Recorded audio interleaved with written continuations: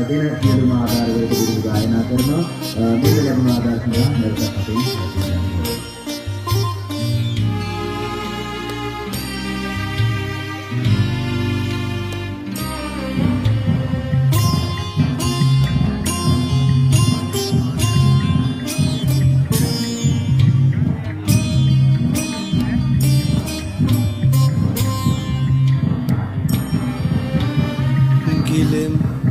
ඔබේ ගුණමෝදේ විනින් ඔබේ දම්සා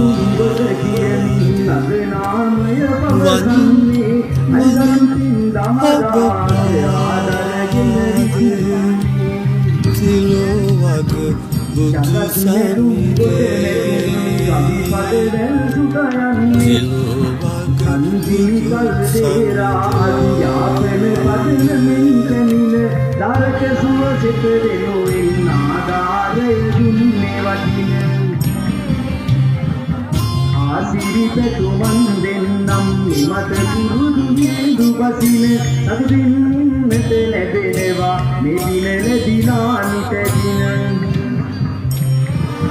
තාරක සුවසෙත ළමා සංවර්ධන අරමිකල වෙතට දරාතින් ආදාරය ජගත් නැති දුරුනි ඉලක්කය වෙනද ස්මරණාවය ප්‍රවාසනාදේක සායතනයේ ආධාරවත්වන් විශ්වමාන්‍ය ගෝපුරගේ රත්වන් සමාජ වැදිනේ ගුණ අච්චාගේ වයි කවි පදෙනවා සම්දිනාට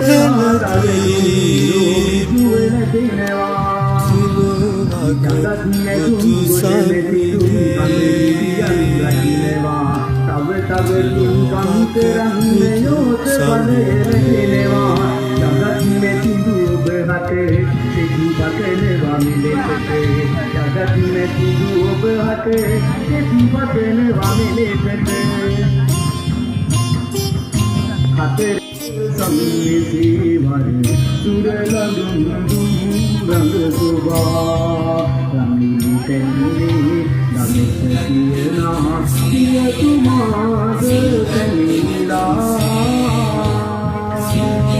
Dingam Purve Sinerohani Sasikala Due Sasikala Ramili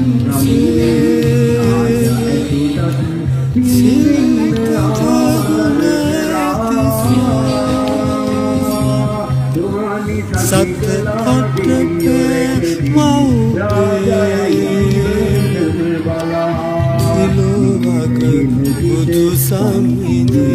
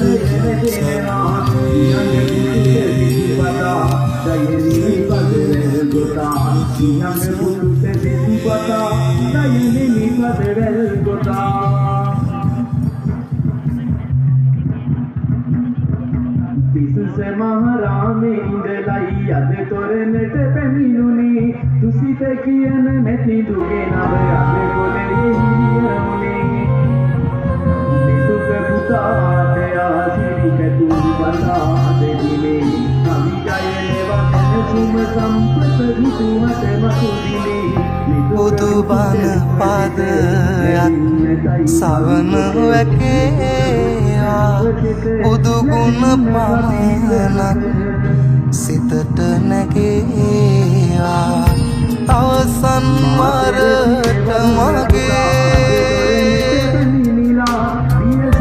ඇස් පියවන මොහොතේ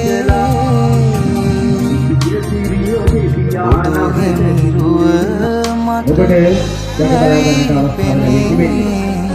එදිනෙක ශ්‍රී ලංකා ඉතිහාසය තුළ තොරන් ඉතිහාසය තුළ උසින් නඩි 92ක් පළලේ නඩි 82කින් සමන්විත ඒ දැවැන්ත නිර්මාණය අපරගම ඉතිහාසික පොඩිදිය බුදුබිමට ගෙනෙන්නට පුරෝගාමීව කටයුතු කරේ කීර්තිමාත් වෙනද සංනාමය ශ්‍රී ලාංකීය අනන්‍යතාවය ලොවට දියා පෑ ඔරණවාසී සාහිත්‍යාධිපති දේශමාන්‍ය ගායන දෙවොපර රත්නවන් සායන මැතිණිය අනුෂ්කා විද්‍යාර්ථී මැතිණියගේ පූර්ණ ධනපරිත්‍යාගයෙන් යුක්තවයි මේ දැවැන්ත සුපිරි ශිල්පී නිර්මාණය අද ප්‍රධානමන්ත්‍රීලාට පිළිස සියදැසින් දැක බලාගෙන සිටිනා අවස්ථාව උදාවී තිබෙන්නේ.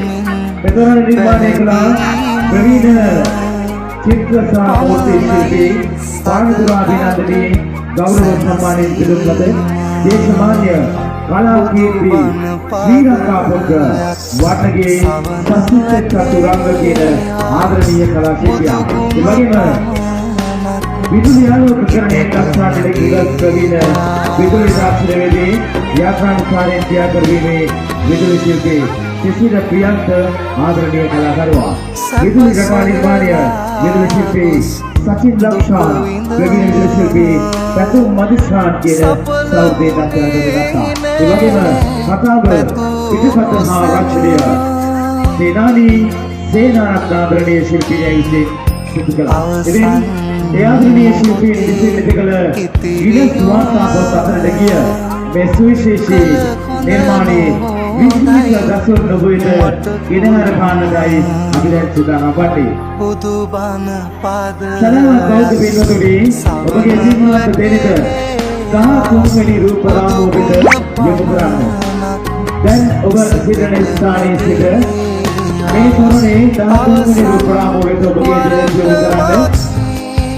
ඔබට පෙනෙනවා ඇති කුස්තිල පඩි වරයා විසින් සත්ව දෙවියන් විසින් ලබා දුන් කිසියම් ගොවිතුන ඉහළ අමස්තකය විසිකරන දක්වන ඔබට දැක බලා ගන්නට අවස්ථාව උදා වෙනවා.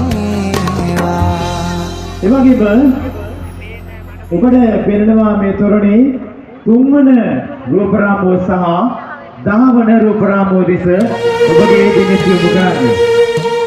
3 වන රූප රාමුවට සහ 10 වන රූප රාමුව වෙත ඔබගේ පින්වන්ත දෙනෙත් යොමු කරන්න.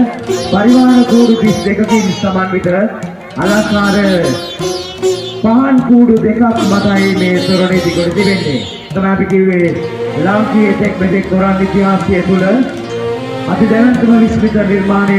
ඉතින් අපට මේ පහන් කූඩු දෙක 3 වෙනි කොටුවෙන් 3 වන රූප රාමයෙන් සහ 10 වන රූප රාමයෙන් දැක බලා ගන්න පුළුවන්. දාපද පිටුතුනි. ඒ වගේම ඔබට පෙනෙන මේ තොරණේ ඉහළ අහස් කුස වනාකුළු සහිත අහස් කුසක් දක්වන්න ලැබෙනවා. ඒ ආසින් දිව්‍ය ආභරණ වලින් සැරසුණු දිව්‍යාංගනාවන් සුවඳ මලින් ආශිර්වාද කරන ආකාරය ඔබට මේ තොරණ දෙස බලාගෙන ඉද්දී දකින්නට හැකියාව ලැබෙනවා. එමනම් ලොව ඇතෙක් මෙතෙක් බිහි වූ වාසනාවන්තම සුවිශේෂීම තොරණේ සුවිශේෂී අංක දැක බලා ගැනීම සඳහා සදාවත් බෞද්ධ පින්වතුනි ඔබගේ පින්වන්ත දෙනෙත තොරණ දෙස යොමු කරන්න.